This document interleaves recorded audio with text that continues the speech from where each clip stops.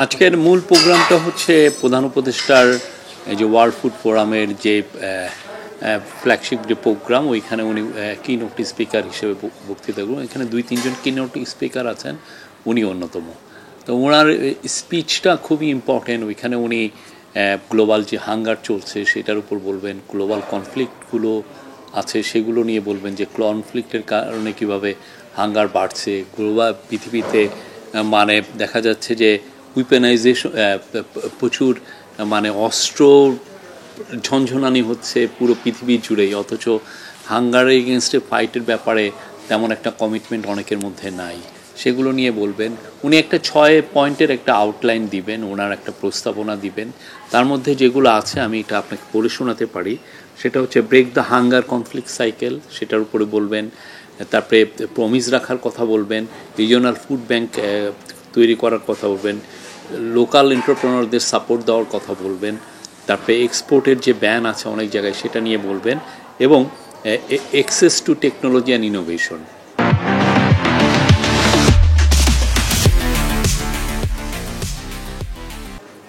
এছাড়া উনি বাংলাদেশে যে কাজগুলো হচ্ছে, বাংলাদেশে যে অভূতপূর্ব একটা ইয়ুথ লেড একটা যে রেভলিউশন হলো সেগুলো নিয়ে বলবেন, এবং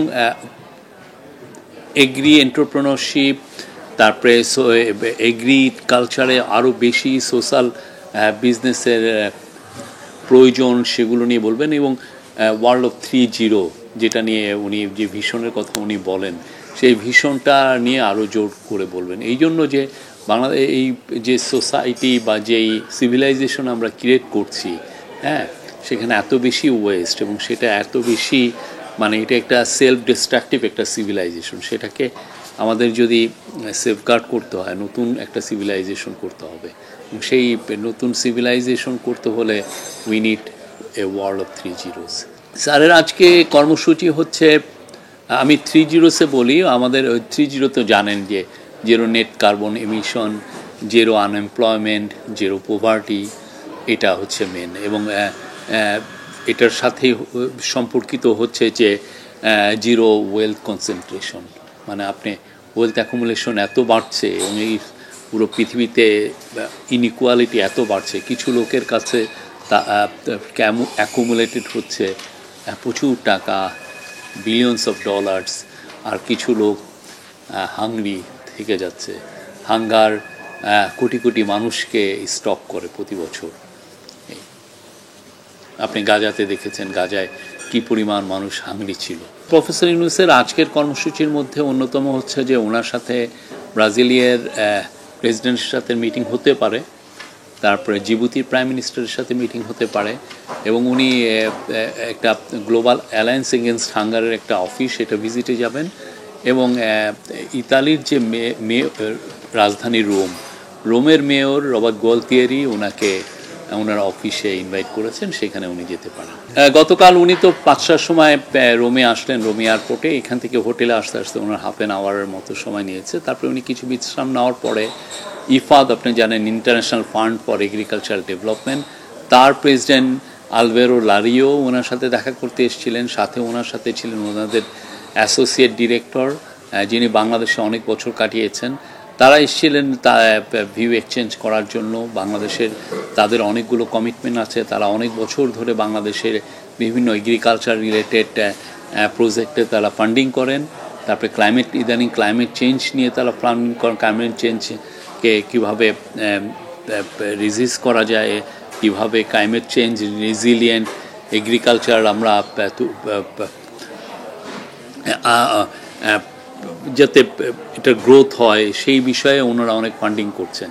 তো সেই আলোকেই ওনাদের সাথে খুব ইম্পর্টেন্ট একটা মিটিং ছিল আলভেরো লারিওর সাথে, চিফ অ্যাডভাইজার তাকে বলেছেন যে তারা যেন সোশ্যাল বিজনেস ফান্ড করেন, যেই সোশ্যাল বিজনেস ফান্ডের আন্ডারে বাংলাদেশের ইউথ, ওমেন এন্টারপ্রেনর যারা ফার্মার আছে, স্মল স্কেল ফার্মার, তারা যেন তাদের ফান্ডটা ওদের এখান থেকে নিতে পারেন, ফান্ডটা ইউজ করে তারা অনেক বড় হতে পারেন। এবং এই ফান্ডটা আমাদের অনেক কিছুতে দরকার। আমরা ইদানিং ফ্রুটস এক্সপোর্ট করছি, আপনি জানেন চায়নাতে সহ অন্যান্য অনেক দেশে এখন আম এক্সপোর্ট হচ্ছে। এই আম এক্সপোর্টটা আমরা আরও বড় আকারে করতে চাই। তো বড় আকারে করতে চাইলে সেই ক্ষেত্রে আমাদের উই নিড এখানে নতুন নতুন এন্টারপ্রেনারশিপ লাগবে, এখানে সেফটি স্ট্যান্ডার্ডে আমাদের ইনভেস্টমেন্ট করতে হবে। সেই ইনভেস্টমেন্টের জন্য উই নিড ফান্ড, এবং ওইটার জন্য প্রাইভেট এন্টারপ্রেনাররা, স্মল স্কেল এন্টারপ্রেনার যদি এই ইফাদের মতো প্রতিষ্ঠান থেকে ফান্ড পায়, তাহলে তারা স্কেল আপ করতে পারে, এটা বড় করতে পারে। এই স্কেলিংয়ের জন্যও আমাদের ওদের ফান্ডিংটা দরকার। তো সেই বিষয়ে খুব আমি বলবো যে খুবই ফ্রুটফুল একটা আলোচনা হয়েছে। উনি ইন্টারেস্ট শো করেছেন যে উনি এ ধরনের একটা ফান্ড বাংলাদেশে করা যায় কিনা দেখবেন। প্রফেসর ইউনূস তাকে বাংলাদেশে ভিজিট করার জন্য আহ্বান জানিয়েছেন এবং বলেছেন যে তোমরা খুব দ্রুত একটা টিম পাঠাতে পারো, নতুন নতুন অপরচুনিটি যা তৈরি হচ্ছে, বাংলাদেশ যে এগ্রিকালচারে অনেক অনেক বিষয়ে কাজ করছে সেই জায়গাগুলো তারা এক্সপ্লোর করতে পারে, এবং সেখানে দুই পক্ষেরই কোলাবোরেশন করার যথেষ্ট সুযোগ আছে। যেমন ধরেন আর একটা বিষয় চিফ অ্যাডভাইজার হাইলাইট করেছেন, সেটা হচ্ছে যে বাংলাদেশের আমরা যেই ফিশ যেগুলো ধরি, মাছ ধরা, বা আমাদের যারা ফিশারম্যান, তারা মূলত এই সাগর বক্ষের খুব কাছাকাছি জায়গায়, কোস্টের যেই আমাদের উপকূলের খুব কাছাকাছি জায়গায় মাছ ধরে। আমরা কখনো ডিপ সিতে যে মাছ ধরি না। তো আমরা যাতে ডিপ সিতে যে মাছ ধরাটা বাড়াতে পারি, সেই কাজটা আমাদের একটা ডিপ সি ফিশিং একটা যাতে ইন্ডাস্ট্রি হতে পারে, সেটার জন্য উনি টেকনোলজিক্যাল এবং ফিনান্সিয়াল কোলাবোরেশনের কথা বলেছেন, যাতে বাংলাদেশের ডিপ সি ফিশিং ইন্ডাস্ট্রি যাতে দাঁড়াতে পারে। এমন না যে আমরা এই জিনিসটা হঠাৎ করে একদিনে হচ্ছে তা না, আমরা গ্র্যাজুয়ালি আরও বড় করতে চাই খুব, এবং দ্রুততার সাথেই করতে চাই। সেই জন্য উই নিড এই সমস্ত প্রতিষ্ঠানের, তাদের তো টেকনিক্যাল হেল্প, টেকনোলজিক্যাল হেল্প, তাদের এক্সপার্টিস, তারা এই কাজগুলো পুরো পৃথিবীতেই করে। সেই জন্য তাদের সাথে কালকে যথেষ্ট আমি বলবো যে ফ্রুটফুল আলোচনা হয়েছে। প্লাস ক্লাইমেট রেজিলিয়েন্ট এগ্রিকালচার নিয়ে কথাবার্তা হয়েছে, অন্যান্য বিষয়ে বাংলাদেশে এগ্রিকালচার, এন্টারপ্রেনারশিপ, ইয়াং ছেলেমেয়েরা দেখবেন যে অনেক নতুন নতুন আইডিয়া নিয়ে কাজ করছে এগ্রিকালচারে, সেগুলাই যাতে তারা ফান্ডিং করতে পারে। হ্যাঁ, এই ফান্ডিংটা কীভাবে এই ফান্ডিংটা কীভাবে গ্যারান্টিড হবে, সেগুলো নিয়েও, মানে ফিনান্সিয়াল অপশনসগুলো নিয়েও অনেক আলোচনা হয়েছে।